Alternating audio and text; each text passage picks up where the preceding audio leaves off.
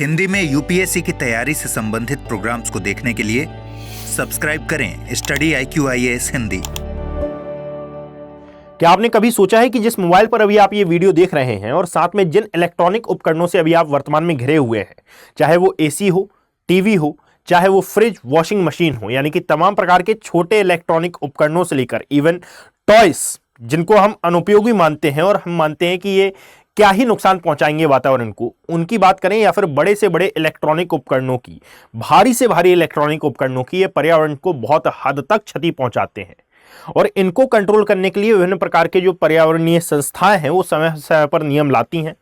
कारण यह है कि अभी से कुछ समय पहले यदि आप देखेंगे तो प्रशांत महासागर में स्थित पैसिफिक गार्बेज पैच बहुत ज्यादा चर्चा में रही थी और इसके बनने का जो मुख्य कारण बताया गया था यह भी ई वेस्ट था। भारत के कंटेक्स्ट में ये उपयोगी इसलिए है क्योंकि यदि आज आप वर्तमान में देखेंगे तो भारत, चीन और अमेरिका के बाद विश्व का तीसरा ऐसा देश है जो कि सर्वाधिक मात्रा में इस ई कचरे का उत्पादन करता है और इसमें से लगभग 43 या फिर यूं कहा जाए कि केवल और केवल 43% ई कचरे का ही हम रिसाइकल कर पाते हैं, यानी कि इसको पुनः यूज में ला पाते हैं। परंतु इस पुनः यूज में लाए जाने पर भी कई समस्याएं जन्म लेती हैं, जैसे कि इसमें मौजूद जो सीसा होता है, जो कैडमियम होता है, यह वातावरण में मुक्त होकर वातावरण को क्षति पहुंचाता है।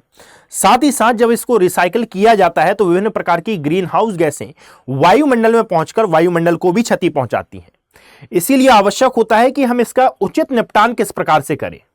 अब क्या ये हर एक प्रकार का इलेक्ट्रॉनिक उपकरण वायुमंडल के लिए हानिकारक है? और यदि हानिकारक है तो हम इसका उपयोग कर क्यों रहे हैं? भाई, हानिकारक है, परंतु वर्तमान में इसका उपयोग किया जाना भी मानव समाज के जीवन को आसान बनाने के लिए उपयोगी हो जाता है। दैट इज वाई हमें इसका उपयोग करना परम आवश्यक होता है। परंतु इससे भी ज्यादा आवश्यक होता है कि जब ये हमारे उपयोग के नहीं रह जाएंगे तो इसका उचित निपटान हम किस प्रकार से करते हैं। इसी मुद्दे को लेकर सितंबर 2024 में भारत सरकार के द्वारा कुछ नियम बनाए गए जो कि ऐसी इलेक्ट्रॉनिक कंपनियों के लिए थे जो कि इन प्रोडक्ट को बनाती हैं और साथ ही साथ इनके द्वारा उन रिसाइकलर्स को पैसा देने की बात कही गई जो कि इनको पुनः यूज में लाते हैं, अर्थात इनके द्वारा होने वाली क्षति को कम करते हैं।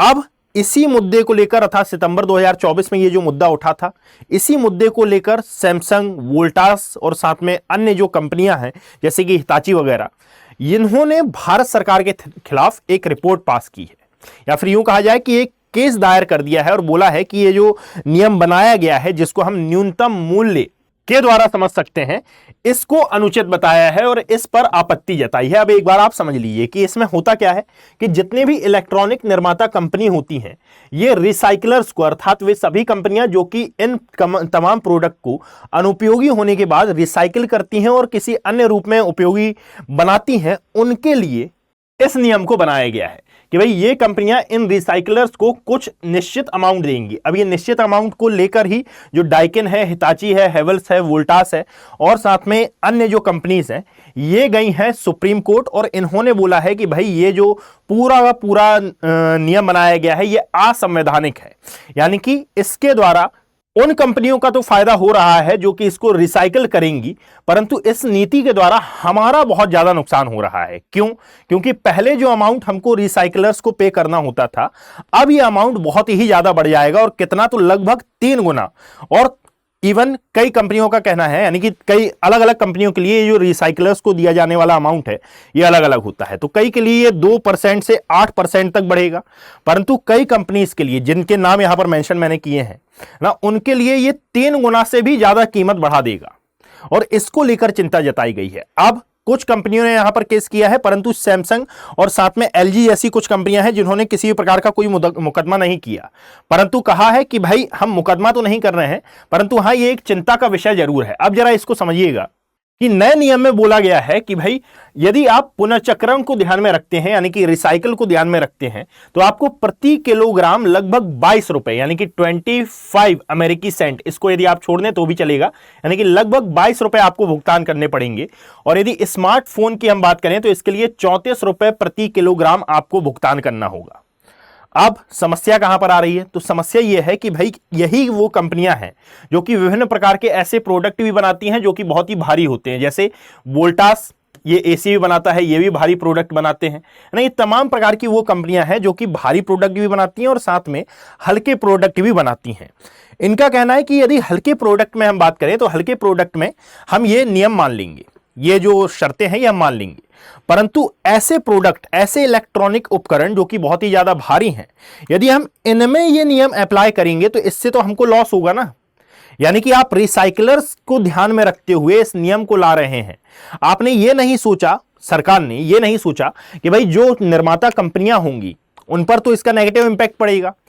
अब इसी कारण से ये पूरा सिनेरियो चर्चा में है और यही कारण है कि भाई ये कंपनियां अर्थात ये जो Johnson controls, Hitachi, Daikin, Havells और वोल्टास हैं, इन्होंने नवंबर से लेकर मार्च के मध्य में अलग अलग समय अंतराल में भारत सरकार पर, यानी कि जो सरकार है उस पर मुकदमा किया था। इन दोनों ने नहीं किया है ना, परंतु ये समर्थन में जरूर है कि हाँ ये जो मुकदमा किया गया है ये बिल्कुल सही है। अब नाखुश होने का क्या कारण है? पहली बात जो मैंने आपको बताई कि जो रिसाइकलिंग की लागत है ये 3 गुना हो जाएगी, और दूसरी बात कि ये असंवैधानिक है। क्या सरकार ने इस पर कोई पक्ष नहीं दिया होगा? बिल्कुल दिया है। इस पर सरकार का कहना है कि भाई पहली बात तो इस मांग को ही खारिज किया जाना चाहिए, क्योंकि यदि हम ऐसे पर्यावरण को लेकर, पर्यावरण बहुत ही ज्यादा सेंसिटिव मुद्दा है और पर्यावरण पर किस प्रकार से एक्शन लेना है, पर्यावरण को बचाने के लिए किस प्रकार से नियम कानून कायदे बनाना है, यदि इस पर हम सभी की मंजूरी लेने लगेंगे तो भाई सभी अपने अपने हित पर ही कार्य करेंगे। यहां पर रिसाइकलर्स अपने हित की बात करेंगे और साथ में जो निर्माता कंपनीज हैं ये अपने हित की बात करेंगे। हमारे यहां एक मंत्रालय है जिसको पर्यावरण मंत्रालय के नाम से जाना जाता है, तो क्यों ना ये पूरा डिसीजन पर्यावरण मंत्रालय ले कि भाई कितना लागत में या फिर कितना भुगतान आपको करना होगा, कितना न्यूनतम मूल्य आपको देना होगा रिसाइकलिंग के लिए। अब वो चाहे 22 रुपए हो या फिर चाहे वो 34 रुपए हो, इसमें किसी का भी हस्तक्षेप नहीं होगा। इसीलिए जो पर्यावरण मंत्रालय है इसका कहना है सुप्रीम कोर्ट से कि भाई इस मांग को खारिज किया जाए, क्योंकि यदि ऐसा हमने एक्सेप्ट किया कि हां हम इस मांग को मान लेते हैं तो आने वाले समय में अन्य जो ग्रुप्स हैं जिनके खिलाफ ये और पर्यावरण को जागरूक करने के लिए या फिर पर्यावरण को बचाने के लिए जो अलग अलग नियम बनाए जाएंगे, तो अन्य संस्थाएं भी, अन्य ग्रुप्स भी यहां पर उठकर आ जाएंगे और बोलेंगे हमारी भी मांग मानिए। तो इसको लेकर इस पूरे के पूरे सिनेरियो को खारिज करने की बात कही जा रही है। अब यहां पर सरकार का भी यह कहना है और साथ में पर्यावरण मंत्रालय जो कि इंडियन गवर्नमेंट के अंतर्गत ही आता है, उनका भी यह कहना है कि भाई ये जो नियम बनाया गया है ये बिल्कुल सही है, बिल्कुल उचित है, ये बिल्कुल भी गैर संवैधानिक नहीं है। यदि इस पूरी वीडियो की पीडीएफ आपको प्राप्त करनी हो तो आप मेरे टेलीग्राम हैंडल अभिषेक कुमार ज्योग्राफी पर जाकर इसको प्राप्त कर सकते हैं, और साथ ही साथ ये है मेरे तमाम प्रकार के सोशल मीडिया प्लेटफॉर्म, यहां पर आप मुझसे कनेक्ट हो सकते हैं। यदि आप 2026 की यूपीएससी एस्पिरेंट हैं तो आपके लिए स्टडी IQ IAS हिंदी के प्लेटफॉर्म पर आज से अर्थात 11 अप्रैल से ये बैचेस प्रारंभ हो रहे हैं जिनका नाम है P2I foundation batches. AKV like code का यूज करने पर इनमें आपको मैक्सिमम डिस्काउंट तो मिलेगा ही, और साथ ही साथ फ्री NCERT क्लासेस भी आपको अवेलेबल कराई जाएंगी। ये बैचेस 3 स्तर पर आपको मिलेंगे, एक है सिल्वर, एक है गोल्ड एंड एक है प्लेटिनम, जिसमें से प्लेटिनम का प्राइस AKV लाइक कोड का यूज करने पर 33,999 रुपए पड़ेगा, सिल्वर का सबसे कम रहेगा, गोल्ड का इन दोनों के मध्य में रहेगा। तो जिस भी बैच से आपको ज्वाइन होना है आप हो सकते हैं। साथ ही साथ 2027 के अभ्यर्थियों के लिए P2I foundation long term batches हैं, आप इनका भी पार्ट बन सकते हैं। बैचेस प्रारंभ हो चुके हैं और इनमें एडमिशन लेने की जो अंतिम तिथि है ये 15 अप्रैल है। साथ ही साथ यदि आपने अभी 12th पास आउट किया है या फिर आप इन बैचेस से नहीं जुड़ना चाह रहे हैं और ये विचार बना रहे हैं कि भाई पहले मैं अपना बेसिक क्लियर कर लेता हूं, NCERT प्रिपेयर कर लेता हूं, तो इसमें तो NCERT क्लासेस आपको मिलती ही हैं।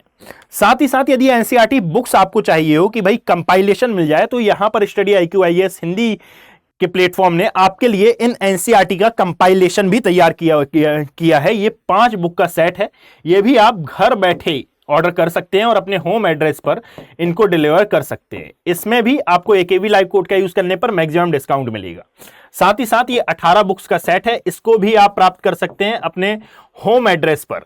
इसको भी प्राप्त करने के लिए आपको AKV लाइव कोड का यूज करना है, ये आपके होम एड्रेस पर डिलीवर होगा और मैक्सिमम डिस्काउंट आपको इसमें देखने के लिए मिलेगा। यानी कि तमाम प्रकार की किसी भी सुविधा के साथ यदि आप स्टडी IQ IAS हिंदी के प्लेटफॉर्म पर जुड़ना चाहते हैं तो AKV लाइव कोड का आप यूज कर सकते हैं। और यदि किसी भी प्रकार का कोई भी व्यवधान होता है तो आप मुझसे संपर्क कर सकते हैं इस Abhishek Kumar geography Telegram channel पर। Thank you. हिंदी में यूपीएससी की तैयारी से संबंधित प्रोग्राम्स को देखने के लिए सब्सक्राइब करें स्टडी IQ IAS हिंदी।